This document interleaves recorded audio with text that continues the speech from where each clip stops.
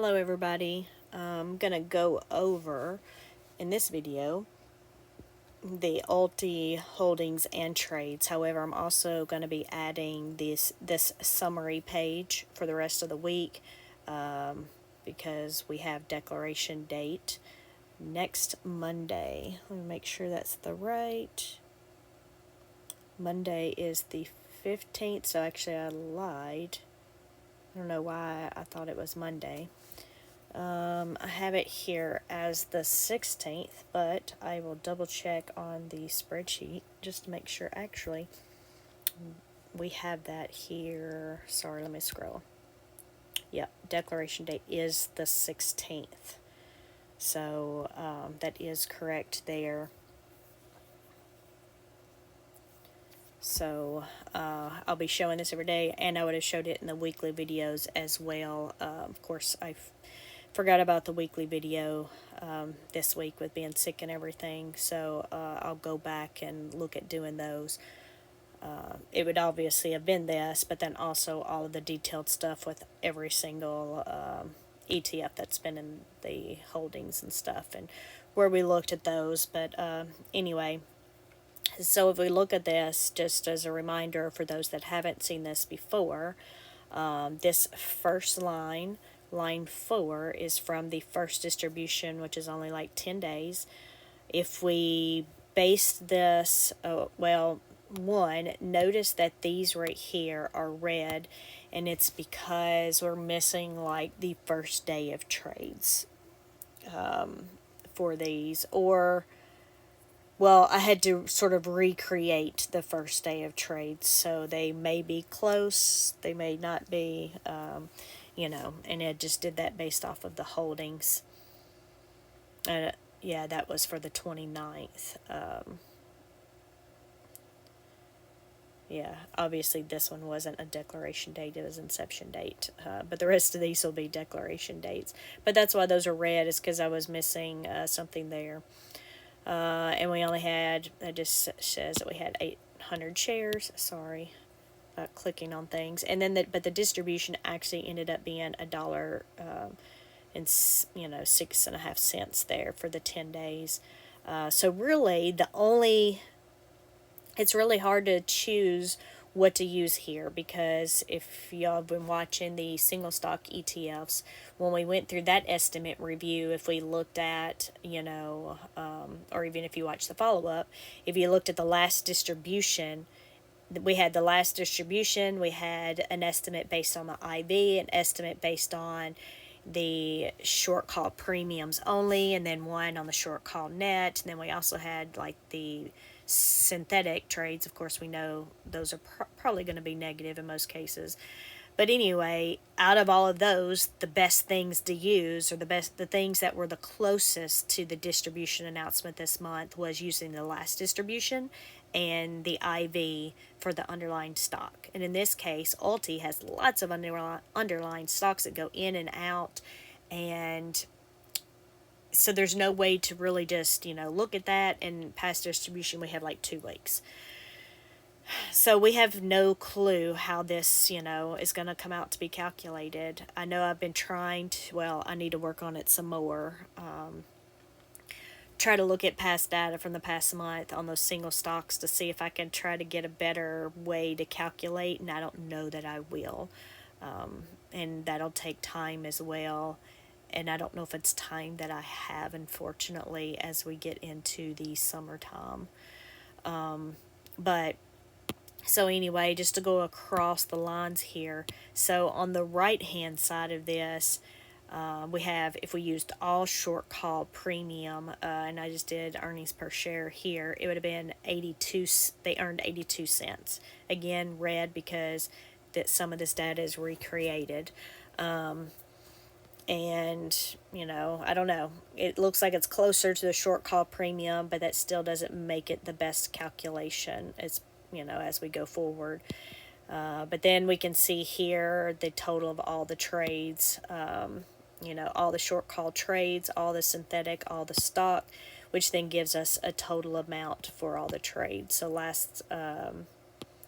for that first part, we had like negative 87,000 for the total trades and then I just have the net assets over to the side. So that gives you an overview of last time. So if we look at this time, here, this is actually to date, right? And it'll stay that date until it hits the 15th. And then that line will sort of be solidified because it's only going based off of those dates. But currently we have short call premium of 3.8 million, and we right now have almost 2.4 million in outstanding shares. So if we were just using this short call premium and this outstanding shares, we're at $1.60.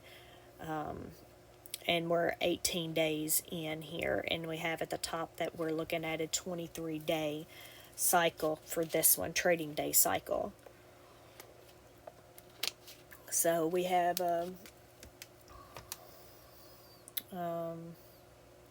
roughly 5 days left, yeah, because we have 4 days left this week, and then we'll have Monday of next week. So, and then if we come across, we can see if we looked at all short call, we're looking at 53 cents. And then if we're just looking at the rest of the trade data here, for all the short call trades, they brought in 1.27 million, and the synthetics, they've actually had to pay out 3.5 million, and then the stocks. So yeah, I just did a double check on that number just to make sure, and the trades for the stocks ended up being negative $8 million.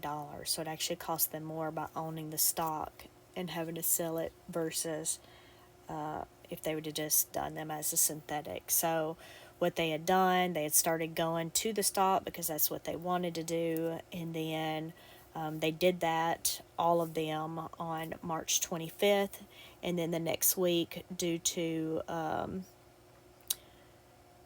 some broker reasons and stuff, that they had to swap back to synthetic positions.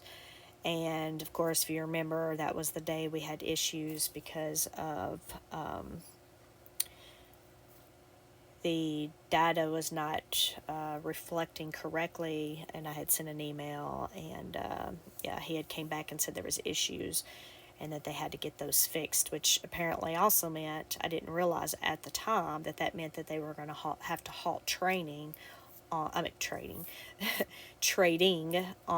that stock until they could get those things fixed and everything reflecting properly.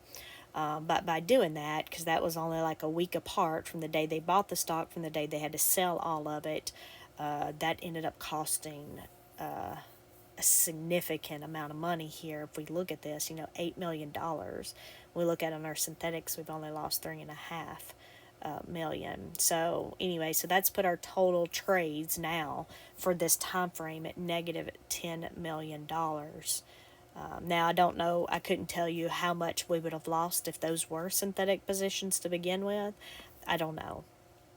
I just know we had them, from like March 25th, the majority of them from March 25th until they closed all of them out on April 1st. So that has taken a significant hit for the ULT ETF. And you can see right now our net assets are up $42.5 million. And then I have documented here at the below, just for informational purposes at this point, because I don't know how this will play into it, but on the ex-dividend date, we have that we earned roughly that amount of money, which was our short call premium at the top. Again, probably isn't the number that they're using, or they're not just using that short call premium, but that's what I have calculated here. But then, of course, you see our outstanding shares actually increase by 300,000, which was almost 30 or something percent. So as some people, I don't know, some people call them tourists, whatever, dividend people, but in this case it could have, it's just from those that got paid from their, single stock ETFs, and now they had money to spend, and they either put it more than likely in Ulti, YieldMax, or YMAG, since there's 3 options there. So anyway, so that was a significant increase that they had to pay this distribution out. So it's just showing that they ended up distributing about 1.2 million. But if this was our income and that's what we distributed, this is basically the difference between that. So it's just me keeping track again. It's not going to be, 100% numbers, because we don't know exactly how they calculate the earnings per share for these, for the distributions. I know I've watched lots of interviews, and then I've tried to use some of the data within the interviews, and I still, at least with Misty and it being brand new, and I know there's no historical change, I've yet to get the numbers to work out. So I don't know. This one is going to be a hard one to actually guess correctly, besides maybe in this case doubling what was paid out last time, which was $1.06.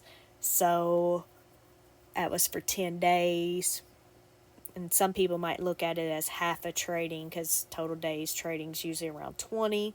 So I don't even know if we could divide that out by so much dollar amount a day, So we might just be looking at about a $2 payout if we double the last distribution. Now, if we're looking at, and I know this is a lot of explanation, but if you watch the rest of my videos this week, you won't have to listen to this. But if we look at, the spread between the all short short call earning EPS, it's 53 cents. So that's why on the daily summary and the other I show that like 53 to $1.60 range, but again, it doesn't make this 100% accurate either. That's just where we're at now. So I do apologize, because it is Monday, and now I'm thinking I should have done this as an entirely separate video. But because it's Monday, but we're just going to keep going on. I apologize.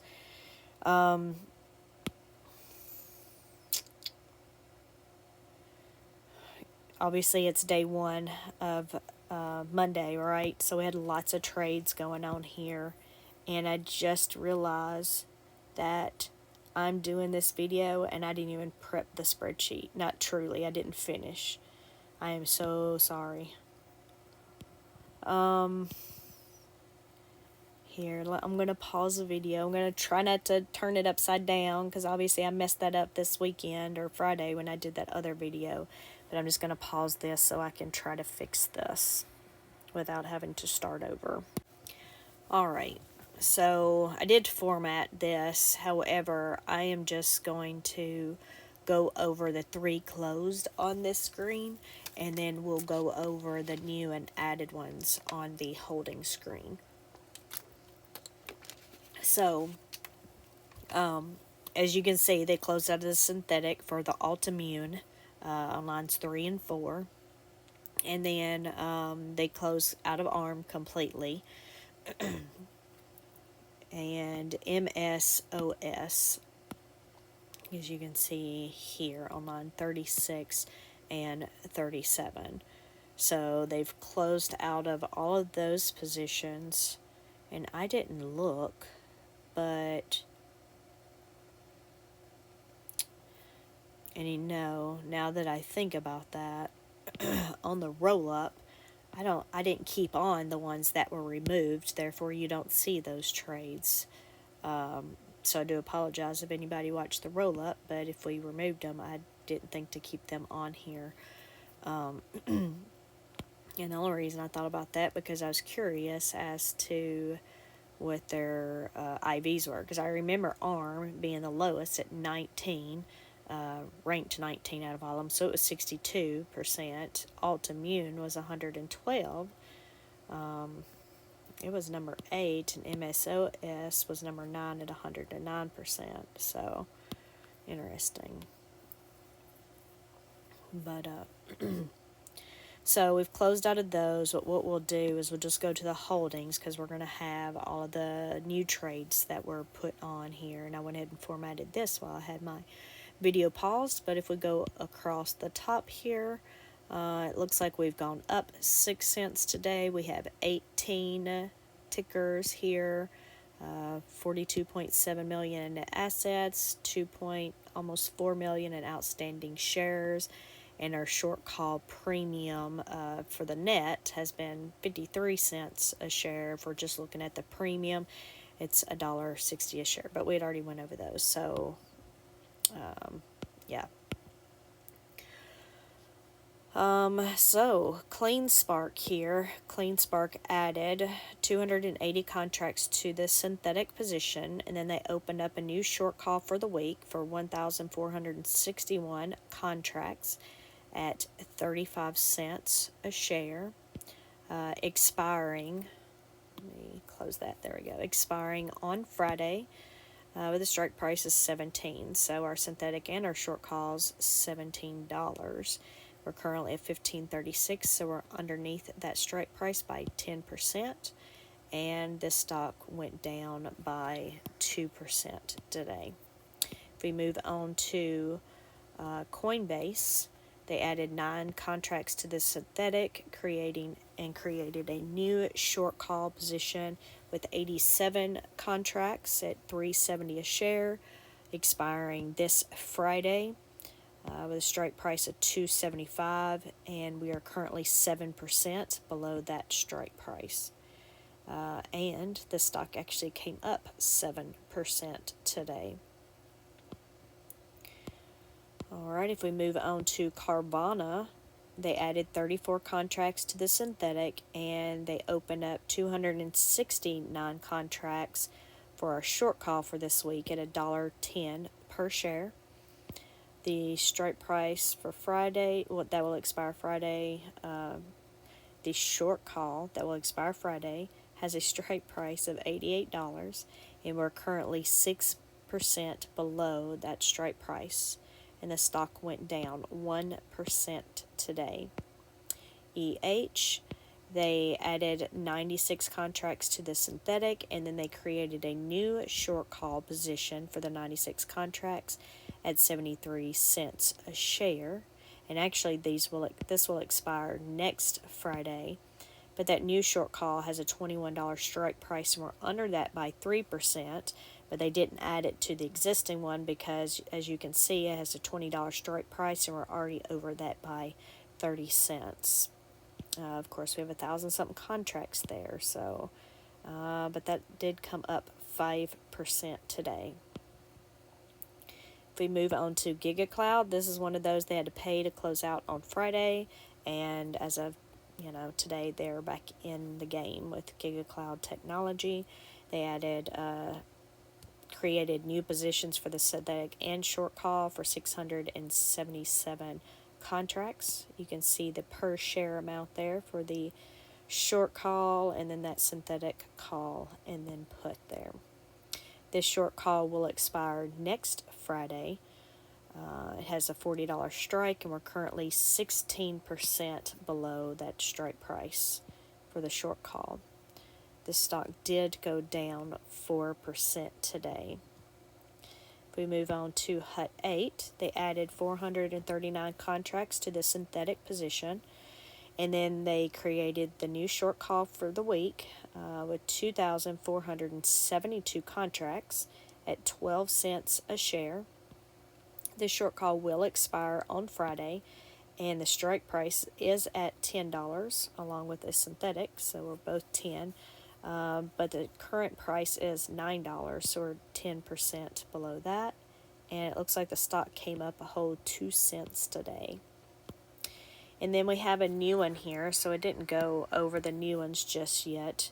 But we have ITCI, and they opened up 330 contracts for the synthetic and short call. And you can see those prices per share.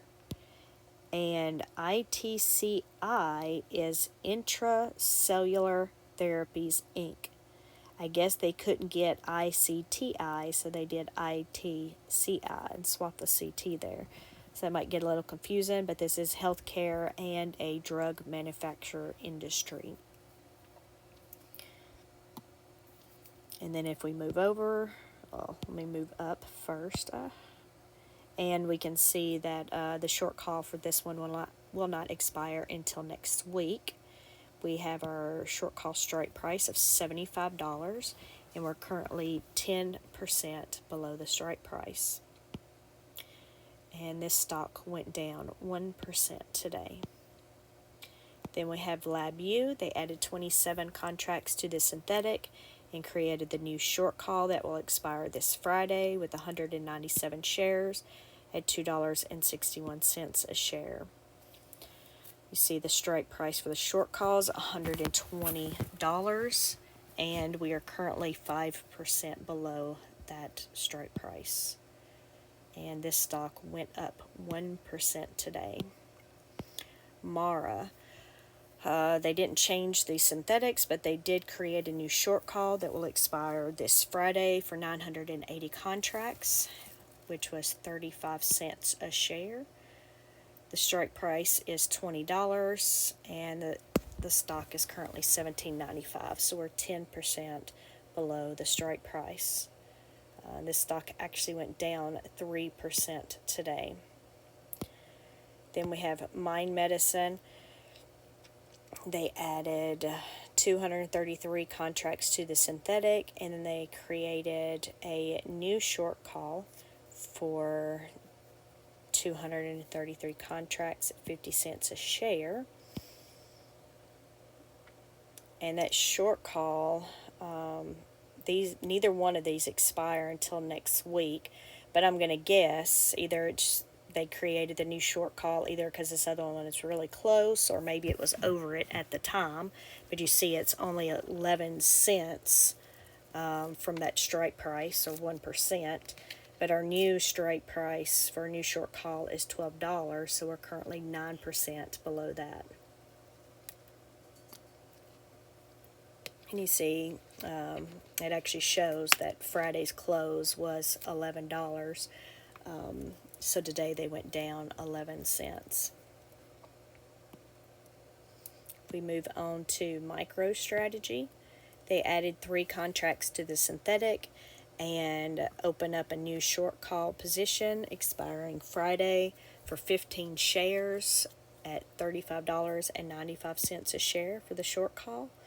The new strike price is $1,700. The current price is $15.13, and we're 11% below that strike price. And this one actually went up 5% today. And for NanoX Imaging, they added 257 contracts to the existing short call and synthetic position. That short call expires next Friday, has a strike price of $12.50, and is currently 33% below that strike price. The stock went up 3% today. So Root is one that they had to pay to close out on Friday. So they have entered new positions for these, for the short call and the synthetic positions, for 294 contracts. The short call will expire next Friday. $85 strike price. We're currently 8% below that. And this stock actually went down 6% today. SEDG is a new one. So we have Solar Edge Technology. And then the industry is solar there. So Solar Edge. It has a strike price. Well, let's go back over here. So it opened, again, this one's brand new to Alti, and has 334 shares or contracts for synthetic and the short calls. And the short calls were 69 cents a share. They expired this Friday, have a strike price of $72, and are roughly $67 and 7% below the strike price. And this one looks like it only went up a few cents today. Then we move on to SMCI. Sorry about that. SMCI, they added 5 contracts to the synthetic position, created a new short call for this week, which will expire on Friday, creating 24 contracts at $18.88 a share or contract. The short call strike price is $960, and we're currently below that strike price by 3%, and this actually went down 2% today.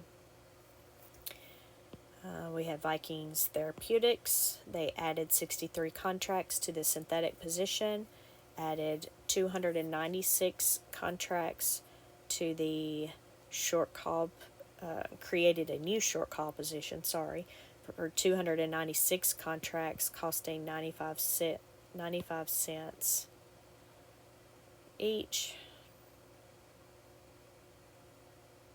And I said a while ago, I said it right a while ago per share, and then I don't know why, out of nowhere I corrected myself to per contract. But 95 cents a share. And the short call will expire this Friday with a strike price at $80, and we're currently 5% below that strike price, and the stock went down 1% today. Then we have VRT, and that's just one. Is that a holdings? Yeah. Vertiv Holdings. A few of these, they just can't, because it's got a weird name. It's harder for me to remember. But this is one that was closed out of completely on Friday due to not having to close it out. Of course, they've opened these positions back up. 269 contracts for the synthetic and the short call. And the short call will expire on Friday, has a strike price at $86, currently under that by 2%, and the stock dropped 1% today. So we must have been really close on that one. Either that or just, there were some huge swings throughout the day. And then we have the Wayfair. So they added 29 contracts to the synthetic position and created a new short call that will expire this Friday with 345 contracts at 52 cents a share. Strike price is $69. Current price is $65.37, and we're currently 5% underneath that strike price, and this stock actually came up 3% today. And I just realized as I was doing this last one that I did not update the holdings in Moo on the watch list to show, which I guess normally I showed that in the other video, but I'll have to get that updated for tomorrow. And then we already went over the other summary, but if we were going over this, I did go back and I went and looked up the IVs for these today that we were missing, that were added on the 29th. I went back and looked up the IVs for them and added them in here. So now you can see, like NanoX imaging, when we first came in, it was 177%, unless I had a typo there, because that seems really, really big. So I feel like I might need to look that one back up. I wonder if it was 117 or 177. Alright, it was actually supposed to be 166, so still close, but I just hit the 7 instead of the 6 button. And then you can see now we're at 91%. So we had it from the beginning, but we've, come down almost 50% there in the IV. You can see that with some of these other ones. If you want to, pause it here to look at some of those, because we haven't seen these before. Some of these have dropped significantly. Some of them have went up, like Carvana. MicroStrategy's gone up a little. But anyway. So as far as IV ranking, we have Root at 156, MicroStrategy 132, and Hut 8 at 128. Our lowest now are, since we don't have ARM, we have VRT there, that holdings company, at 74%. and then wafer at 82%, and then it looks like EH at 82%. So anyway, there's the holdings and the weighted value when we got it, and the initial and current and ranking for the IVs.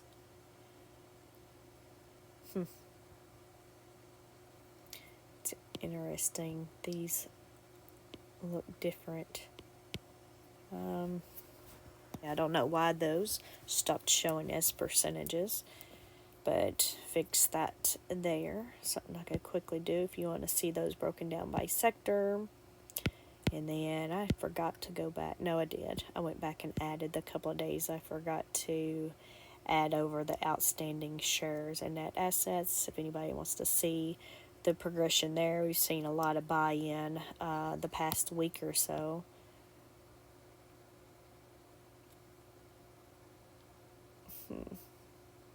Oh, did I? Oh, I have. Before I did that, I must have sorted. Yeah, I sorted this earlier, and now it's messed this up, or not really messed it up, but put it out of order. I was like, why? I was curious why some of those looked weird there. Sorry about that. I was trying to sort the pivot earlier and didn't realize I had sorted these, but now they're back in order. So now it makes a little bit more sense. So you can see we had a lot of share changes back at the last distribution there, and then we went about a week with no share changes, and now we have a lot of share changes again this past week. So we'll see how we continue over the next week or so as we go into the next declaration date. But it looks like this one's just starting to pick up some here. And then we'll just show this as a reminder. Dang it. Yeah, so now I've messed this up over here. Or no, I guess this is right, but I guess this got moved because the color codes are in different places. But anyway, it doesn't matter. We know that the 16th is the next one, which is on a Tuesday. Just to make sure, yeah, it is Tuesday. I got that messed up in the last video and said Monday, so I do apologize for that. So Tuesday declaration with a Wednesday ex-dividend date. So, and you can see that the last payout was that $1 and 6.5 cents, which we'd already seen in the other video. Again, or in the other spreadsheet. Again, sorry for the long video on this one of reviewing our summary here again, and then, of course, it's Monday, so it takes even longer.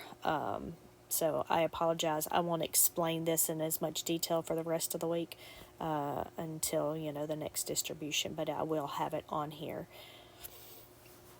But anyway, hope y'all enjoyed, and I will talk to y'all later.